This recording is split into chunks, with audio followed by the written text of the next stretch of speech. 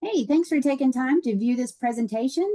This is Augusta University Online, and we are very excited to be part of D2L's Fusion 2024 on-demand recordings.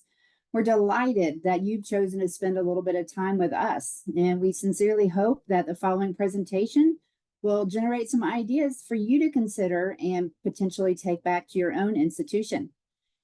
Hey, I'm Amy Waters, and I am an instructional designer too with Augusta University Online. And Cameron, can you introduce yourself, please?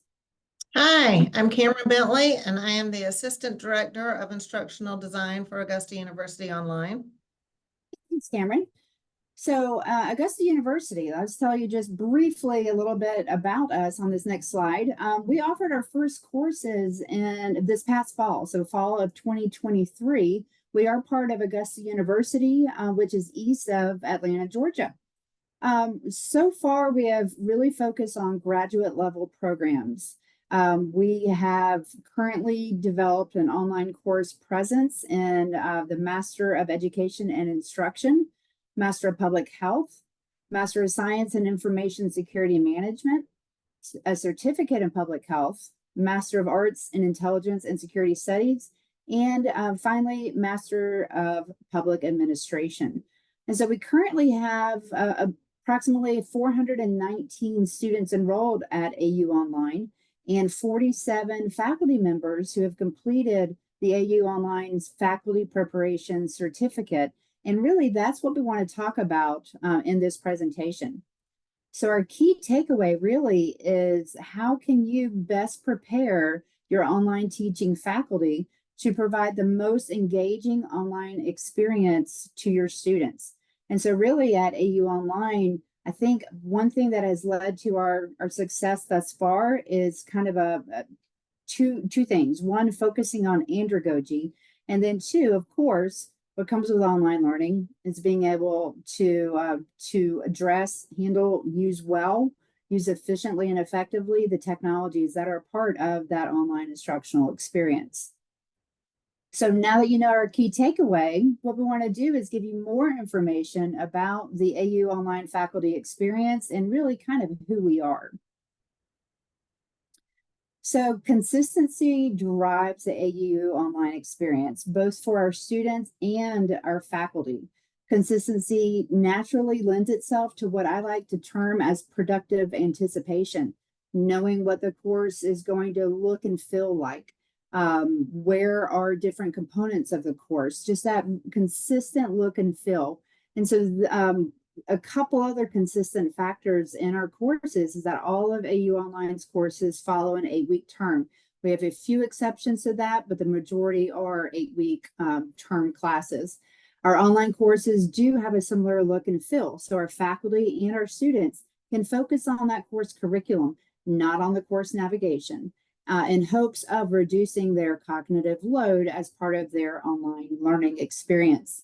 D2L's native tools, as well as those third-party integrations that we use, are similarly applied in all of our courses. Faculty and therefore our students utilize a structured schedule for due dates, and then there is an ever-present layer of support. Thanks to Cameron and those that work with her, she is super quick and her team is super quick in responding to any calls for help, any brainstorming ideas and so forth. They are very quick and just always there to quickly respond and resolve any issues that may come up.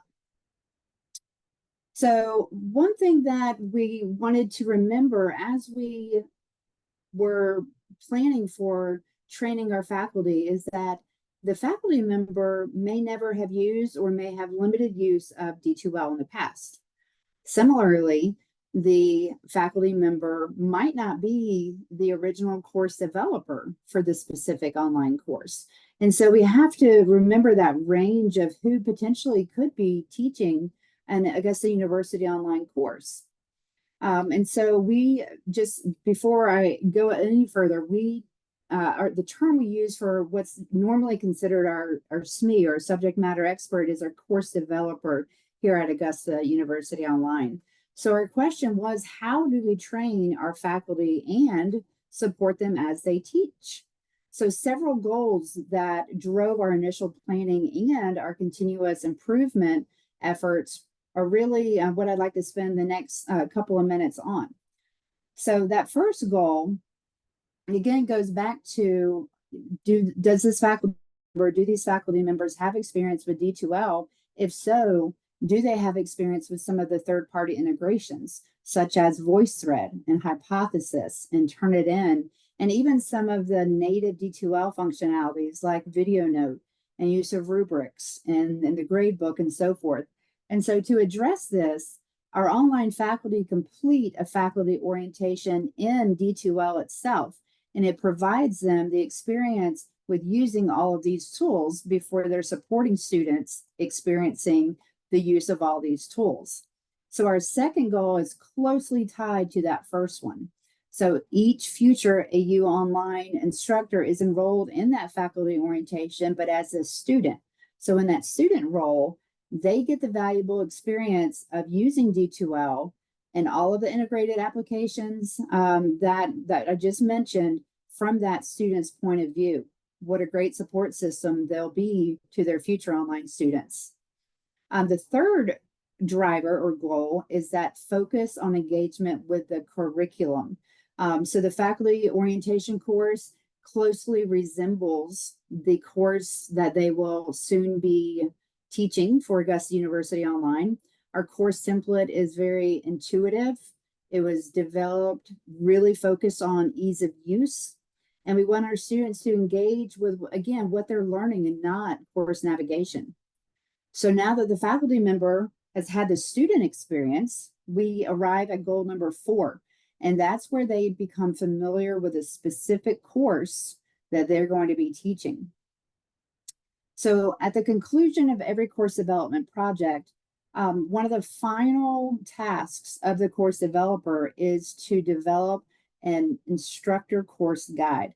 Think of this as a blueprint of the course. It includes the framework and organization of the content, an outline of each module's contents, assessment information, just-in-time recommendations of things. Hey, before this topic comes up, keep in mind that it might be beneficial to record an announcement of X, Y, and Z or something along those lines. So just in time recommendations where appropriate in the course.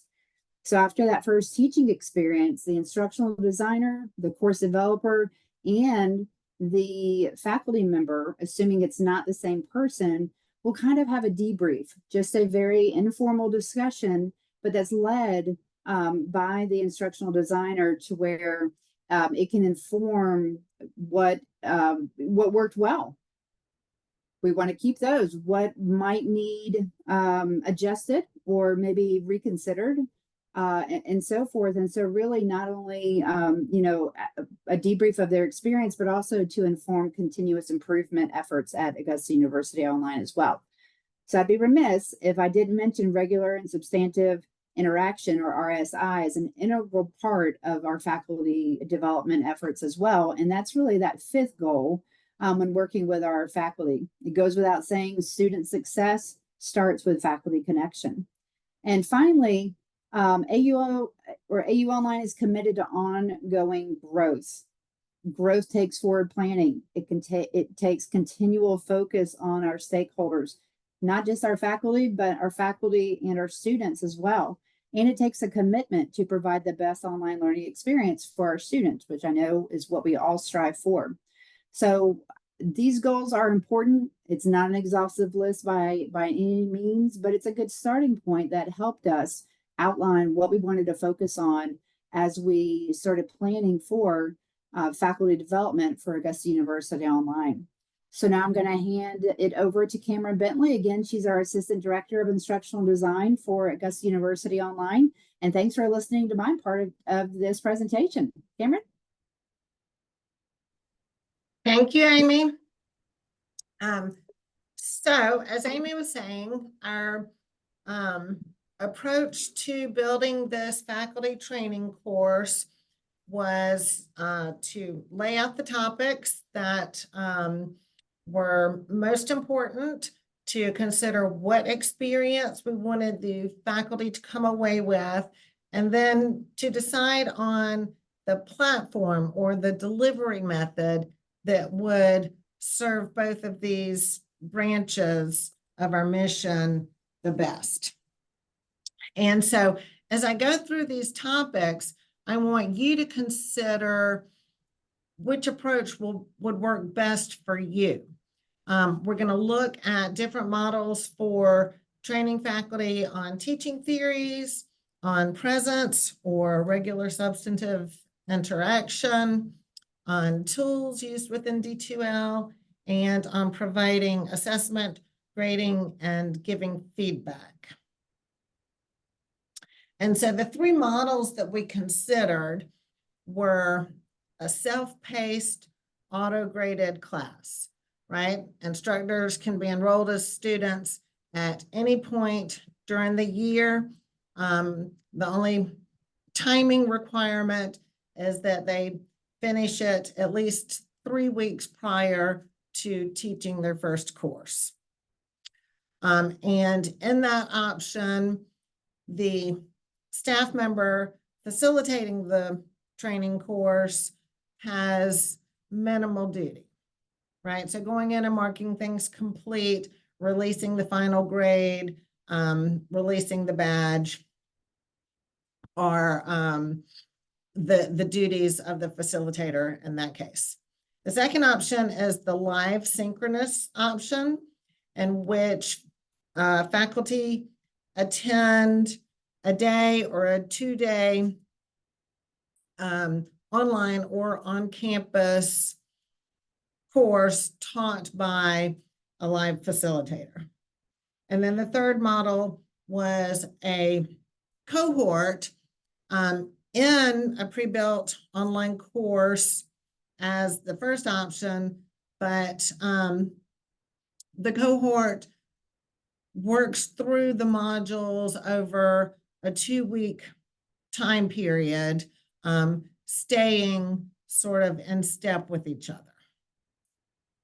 So I've left the pros and cons blank so that as we go through each topic, you can come back and put a check mark by whether you think, say, the RSI training would work best as a live synchronous session.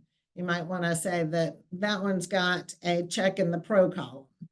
And so you can fill this out as we go along.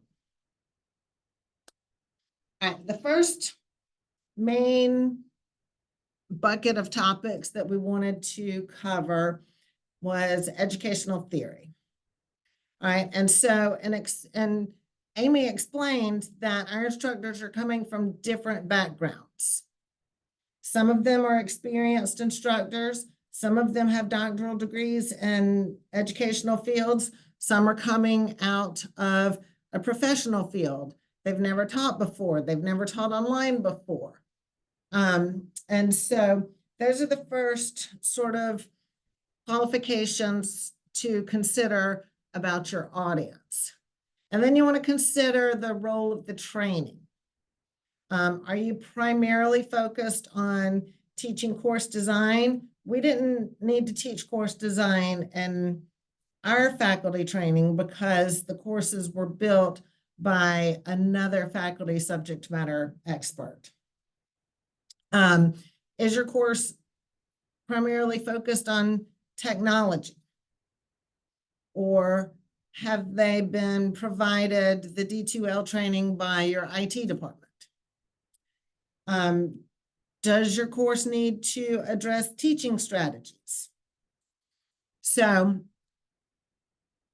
we had about 1/3 of our instructors, like I said, with doctoral degrees in education.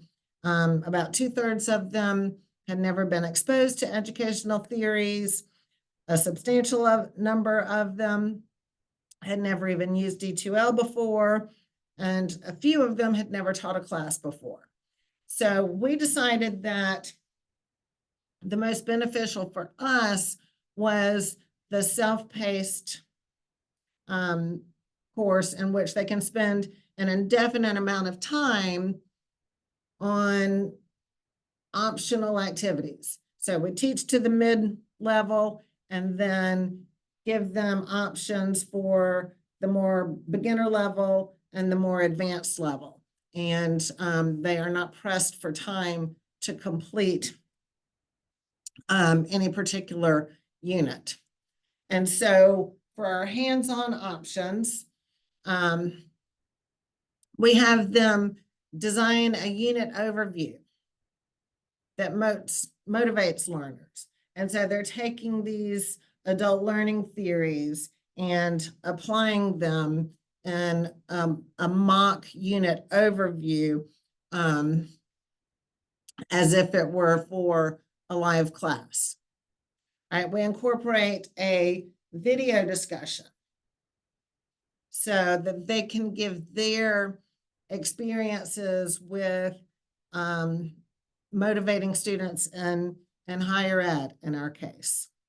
And then we also have them annotate readings about teaching theories and application of teaching theories using a tool called Hypothesis. And so with the different tools, they're participating as a student. And so they're learning 2 levels at once. They're learning the theory and the application of the theory, and then they're also learning to use the tools that they're going to have in their courses.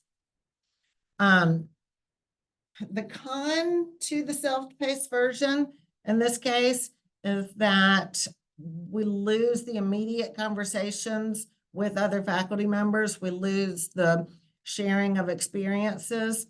In the discussion, our faculty do get to read the posts of previous participants in the course, but they don't have the opportunity to see what later faculty will respond to their post. So that's a consideration to make in the cons column. All right, when we teach RSI, we thought that the same model had the most benefits for us for the same reason, the variety of backgrounds of our faculty. All right, some of them have never heard of RSI, some have a very thorough understanding. If this were a live session, we would be able to emphasize it and emphasize it and emphasize it.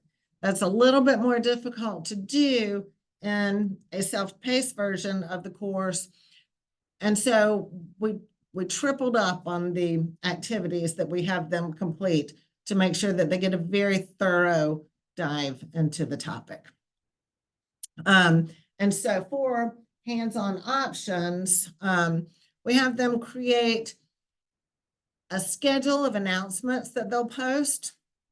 And so the first announcement of the week, is it going to be a preview of the topics? Is it going to tell why this topic is important to you? Is it going to tell what experiences you have had with it? Is it going to be a video? Is it going to be a leading question? Is it going to be a poll? Your second announcement of the week, what type of guidance, what type of information are you going to point out particular discussion responses that students have done well, or give feedback on the previous week? The third announcement of the week, is that going to give them a chance to engage in some metacognitive strategies, some self-reflection? And so they create the schedule of announcements so that they're thinking about the ways that they are going to be present in this course that they're going to teach. We also have them participate in a video discussion, and they learn that they enjoy that. Nobody wants to do it at first, but everybody comes away saying that was a great opportunity. Thank you for that. And then again, we use the tool called Hypothesis to have them annotate an assigned reading on what RSI means and the implications of online course versus a correspondence course. For the D2L tools, this is the most challenging aspect of designing a training course. Again, the self-paced model fits our needs because we do have instructors who have never used D2L before. We have others who have used D2L for many years and are very proficient at it. We can provide remediation. We can provide extra resources for faculty who have never used a discussion before, but we don't have to provide it to everybody. And so we can meet our faculty who are students in this course at their level by using this model. They are all students in the training course, and so they complete assignments as students, and they use all of the tools that students use in our courses. And so some options for hands-on teaching of the tools is to have a sandbox course available to them and allow them to design a quiz, design a discussion, post on it, grade it, attach a rubric to it.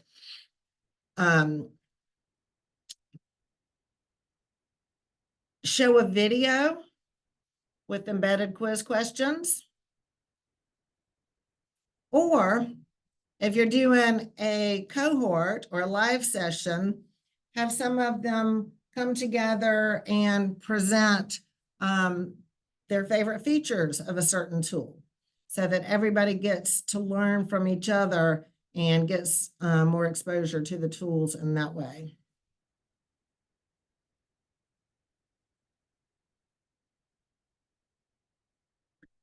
And finally, the instructors need to experience the tools and apply the theories from the instructor side.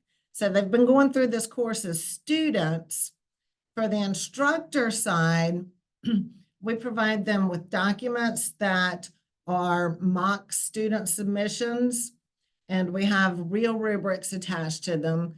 We ask the faculty participants in the course to provide feedback to the mock student and use the rubric to grade the student, and then they upload this submission as an assignment. So even though it's the self-paced model, they have time to think and process and make notes, but they still forget where exactly they were exposed to something. They'll come back to me a month later and say, I know you showed me this particular method of feedback. Where was that? And so we leave them in the orientation course indefinitely. And when they come back and ask, I can say, yes, that was in this module. Here's the direct link to it. And for those questions that are frequent, we put those links in every course in an instructor resources module that's hidden from the students. So the instructor can go into that module and quickly look for that topic that they know they were exposed to in the orientation. All right, so that's why that self-paced model works best for us. And we'd like you now to consider what are the pros and cons of each model as you're considering your own audience. Maybe go back and make the X's in that previous chart that was empty. And then go forth and plan or enhance your instructor training so that it maximizes all of the pros and provides the most inclusive avenue for every background that you serve. Well, if you've made it this far in our recording, we want to sincerely say thank you for giving us some of your valuable time. If you have any questions or want to extend the conversation about this, please don't hesitate to reach out to me or to reach out to Cameron or both of us. On the next slide, you can see our email addresses as well. And you can always get more information about Augusta University and Augusta University online at the website augusta.edu. And for us, augusta.edu/online. Thank you again for your time and take care.